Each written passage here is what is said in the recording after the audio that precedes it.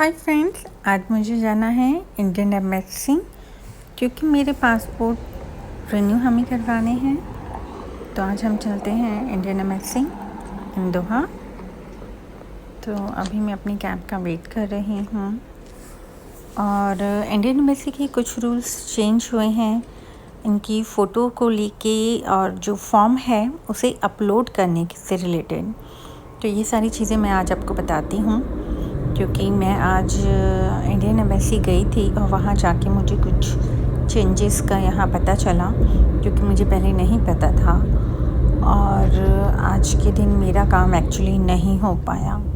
Embassy जाने के बाद मुझे कुछ चीज़ें पता चली कि जो फ़ोटो है वो हमारी जो पहले हमारी फ़ोटो लगती थी वो वाली फ़ोटो नहीं लगेगी। उन फ़ोटो का स्पेशली एक साइज़ है 35 to 45।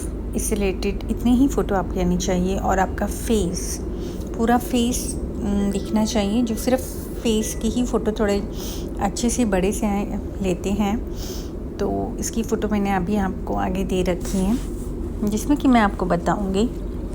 और फॉर्म अपलोड कैसे करना है, किस तरीके से करना है वो भी चेंज हुआ है क्योंकि हम फॉर्म सबमिट करने के बाद उसमें हम प्रिंट आउट लेके फ़ोटो लगाते हैं, साइन करते हैं, उसको हम सबमिट करवाने जाते थे पहले। बट अभी ऐसा नहीं है। अभी इसमें कुछ चेंजेस हो गए हैं जो कि वहाँ जाने के बाद ही हमें पता चला। और क्योंकि आज मैं गई थी और मुझे इस चीज़ों के बारे में पहले नहीं पता था, इसलिए मेरा आज का जाना यूज़फुल नहीं हो पाया, काम नहीं हुआ मेरा। तो अभी मैं आपको आगे बताती हूँ कि इसमें क्या क्या चेंजेस हुए हैं। फ़ोटो आपको एक्चुअल में क्या साइज़ होना चाहिए और आपको स्पेशली इस चीज़ के लिए फ़ोटो खिंचवानी ही पड़ेगी क्योंकि डेफिनेटली आपके पास इस साइज़ की फ़ोटो नहीं होगी। तो देखते हैं अभी हम आपको क्या साइज़ वहाँ पे बता रखा है। एक्चुअली पासपोर्ट ऑफिस के बाहर एक बोर्ड लगा हुआ है, उसमें आपको शो कर रखा है कि आपको इस तरह की फ़ोटो खिंचानी होगी, ऐसे होना चाहिए। ये आप देख सकते हैं।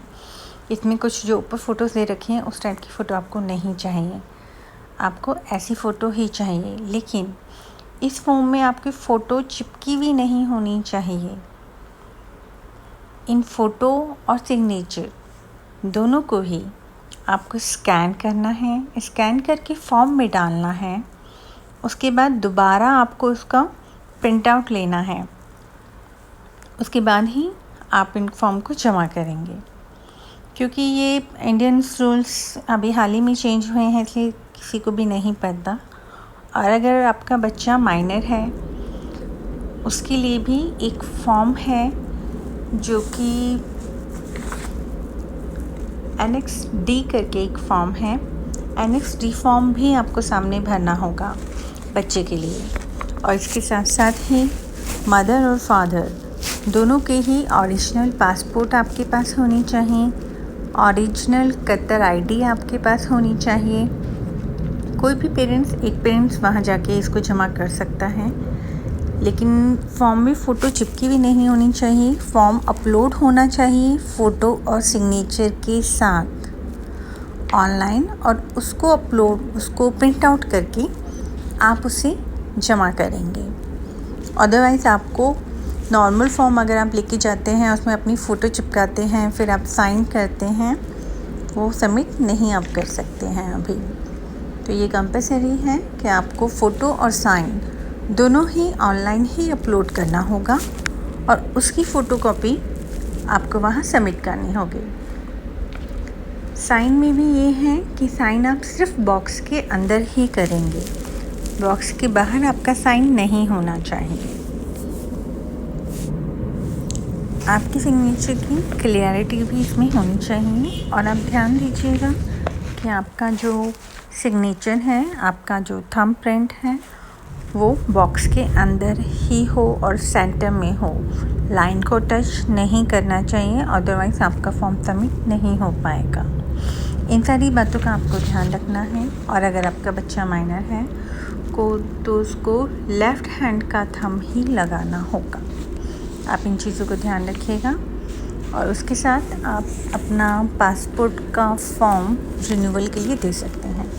अदरवाइज़ आपको नेक्स्ट डे फिर जाना होगा, इसलिए आप इन चीज़ों पे ध्यान दीजिएगा कि फ़ोटो आपका 35x45 के अंदर ही हो। ये साइज़ इन्होंने हमें शो कर रखा है कि आपको अब इसी साइज़ की फ़ोटो आपको लगानी होगी। तो चलिए, आप इन चीज़ों को ध्यान में रखते हुए अपना फॉर्म जमा कीजिएगा। मेरा फॉर्म तो इस बार नहीं हो पाया, बट नेक्स्ट डे डेफिनेटली मैं कल फिर जाऊंगी अपने फॉर्म को जमा करने के लिए, और सारी चीज़ों को ध्यान में रखते हुए जो कि मुझे पहले नहीं पता थी, अपना फॉर्म जमा करूंगी। Thank you for watching. Bye bye. I hope आपको ये इन्फॉर्मेशन काम की लगी होगी। Thanks for watching.